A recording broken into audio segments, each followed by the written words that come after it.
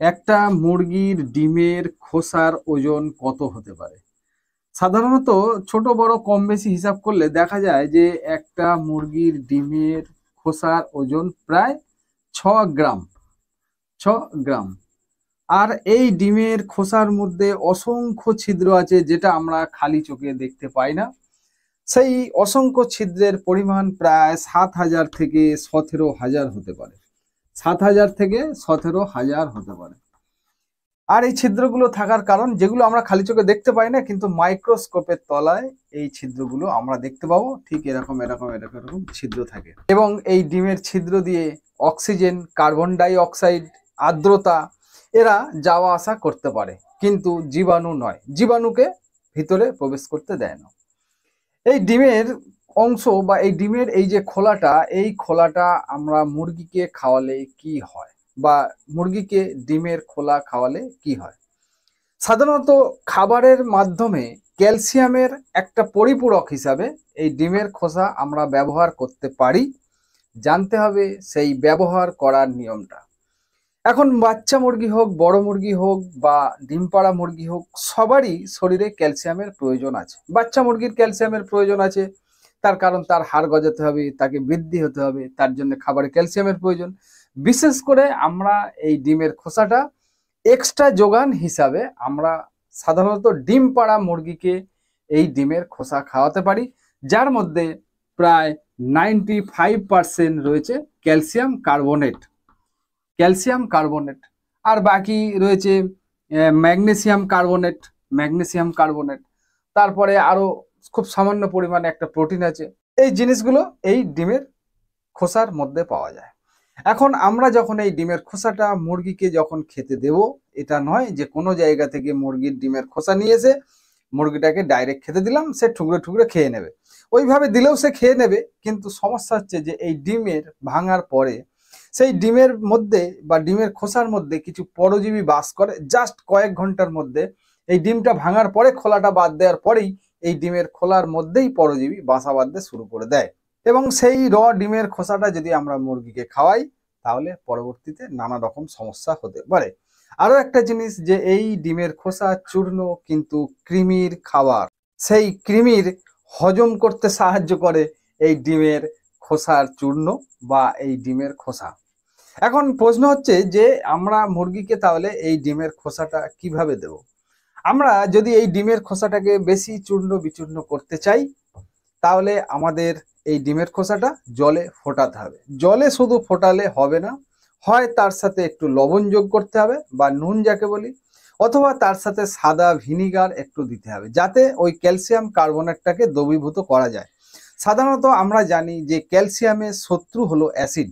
যদি আমরা vitamin C, এই জন্যই আমরা বলি না যে ডিম পাড়া মুরগিকে লেবু খাওয়ানো যাবে না। কেন? লেবু খাওয়ালে কি হয়, ওই ক্যালসিয়ামটা তার শরীর থেকে ভেঙে দেয়, বা ক্যালসিয়ামটা নরম হয়ে যায়। তো এই ভিনিগারে থাকা অ্যাসিটিক অ্যাসিড যদি ওই ডিমের খোসার মধ্যে একটু দেয়া হয়, দিলেই কিন্তু ডিমের খোসাগুলো খুব সহজেই চূর্ণ বিচূর্ণ হয়ে যাবে। এবং আমরা যদি সেইটাকে জলে ফোটাই জাস্ট 10টা মিনিট, তারপরে সেই ডিমের খোসাটাকে শুকনো করতে পারলে, এবং শুকনো করে যদি মিক্সি বা মিক্সার গ্রাইন্ডার যাকে আমরা বলি, তার মধ্যে দিয়ে যদি একদম পাউডার বানিয়ে নেওয়া যায়, সেটা কিন্তু মুরগির ক্যালসিয়াম উৎপাদনে বা ডিম পাড়া মুরগির ক্ষেত্রে তার খাবারের শতাংশ হিসাবে আমরা 6 to 10% শতাংশ হিসাবে আমরা এটা অ্যাড করতে পারি তার ফিডের সাথে। কিন্তু কোনো অবস্থাতেই এই কাঁচা ডিমের খোসা মুরগির সামনে বা মুরগিকে দেয়া যাবে না। আরো একটা সমস্যা, অনেকে কি করে যে কুঁচে বসানো ডিম বা ডিমের খোলাগুলো হয়তো মুরগিকে দিয়ে দেয়, মুরগি সেগুলো খেয়ে নেয়। কিন্তু এগুলো মধ্যে একটা পরজীবী বাস করে, যে পরজীবীগুলো পরবর্তী সময়ে, হয়তো এখন নয়, হয়তো কিছুদিন পরে ওই পরজীবী মাত্রাটা যখন বাড়বে, তখন কিন্তু ওই মুরগিটা অসুস্থ হবে। আর সব থেকে ভালো হয় যদি আমরা এই ডিমের খোসাটা না খাওয়াই। কিন্তু তবুও যারা খাওয়াতে চাইছেন, এবং অনেকের দেখা গেছে যে মুরগি ডিম ভেঙে খাচ্ছে, তার গায়ে শরীরে পালক নেই, অনেকে আমরা ভাবছি ক্যালসিয়ামের অভাব বলে আমরা ক্যালসিয়াম দিই। সেই জায়গাতে ক্যালসিয়াম হিসাবে যদি কিছু দিতে লাগে, তাহলে কিন্তু আমরা ডিমের খোসাটাকেই এইভাবে ফুটিয়ে বা ভিনিগার দিয়ে বা তাকে মিক্সার করে ভেঙে মুরগিকে খাওয়ানো যেতে পারে। এইভাবে যদি আমরা খাওয়াই, তাহলে না তো এই ডিমের খোসা থেকে মুরগির সমস্যা আসবে, বা আপনার যদি মনে হয় যে আপনার মুরগি সাধারণ খাবারে ক্যালসিয়াম পরিপূর্ণ হচ্ছে না, তাহলে সেক্ষেত্রে আপনি ওই খাবারের সাথে 6 to 10% আপনি এই ডিমের খোসাটা অ্যাড করতে পারেন।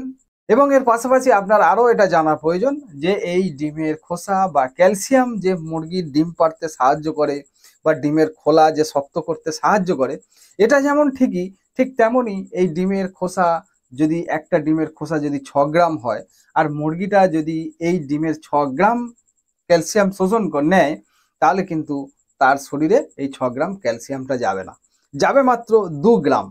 তাহলে 2 গ্রাম যাবে, আর বাকি ক্যালসিয়াম কোথায় পাবে? বাকি ক্যালসিয়ামটা মুরগি কিন্তু তার হাড়ে, শরীরের যে হাড় রয়েছে সেই হাড় থেকে নেবে, এবং বাকি এই ক্যালসিয়ামটা 2 গ্রাম সে এই বাইরে থেকে বা এই ডিমের খোসার মাধ্যমে নিতে পারে।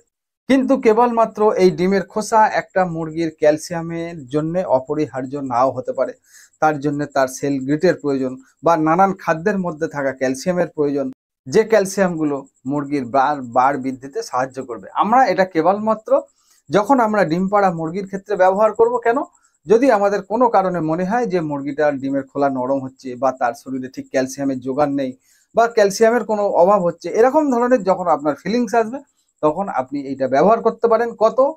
6 to 10% তার খাবারে, অর্থাৎ 100 গ্রাম যদি আপনি খাবার দেন, তার 6 to 10% যেটা হিসাবে হবে, আপনি সেই পরিমাণ ওই খাবারের সাথে অ্যাড করতে পারেন।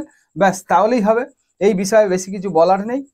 আরও একটা কথা আমি আপনাকে বলে দিই, সেটা হচ্ছে যে মুরগির ডিমের খোলা যে শক্ত হয় না, বা খোলা শক্ত কখন হয়? যখন মুরগি ডিমটা পাড়তে টাইম নেয়। তার কারণ তার শরীরে পর্যাপ্ত ক্যালসিয়াম না থাকলে তখন সে ডিমের খোলাটা যে 20 ঘন্টা ধরে তার শরীরে যে খোলাটা তৈরি হবে, এবং সেই খোলাটা তৈরি হতে গেলে যে ক্যালসিয়াম লাগবে, সেই যদি ক্যালসিয়ামের যোগান যদি ঠিকঠাক না থাকে, তখন সেই ডিমটা আসতে দেরি হয় বা ডিমটা পাড়তে দেরি হয়। এই যখন ডিমটা পাড়তে দেরি হয়, তখন স্বাভাবিক সেই ডিমের খোলাটা প্রপার শক্ত হয়। এবং সে যদি ঠিকঠাক টাইমে যদি ক্যালসিয়ামের